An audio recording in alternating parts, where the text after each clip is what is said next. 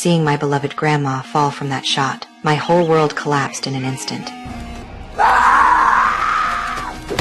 The brute's heavy strike would knock me to the ground and wipe out my consciousness. They thought I had stopped breathing, and that cruel move would seal their final downfall. When they saw me collapse, they didn't fire again. They dragged us into a straw hut and planned to burn everything down. The flames grew stronger as I woke up from a deep blackout, but the harsh truth hit me. Grandma's head wound took her life on the spot. In that moment, the orphaned version of me lost the only person who had ever loved me like life. The weight of that grief crushed my chest, and I didn't call the police because I knew the local laws too well. The shooter would get a short sentence and hide comfortably behind bars. And all of this, just because Grandma stopped their land grab, and they chose the most extreme way, so I made a choice. Bold and reckless, I would make every one of them face the cost of what they did. Dad Trevor had no idea. That danger was already behind him.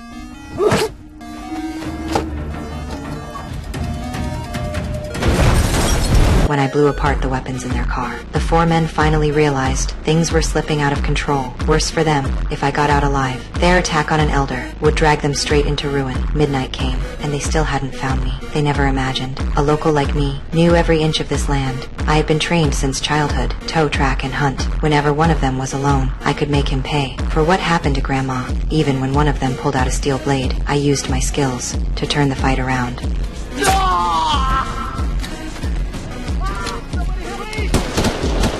Seeing their partner fall, the others froze in fear, because in a place with no medical help, any serious injury could end everything slowly and painfully. But just when I took a breath, I saw a massive drop ahead of me.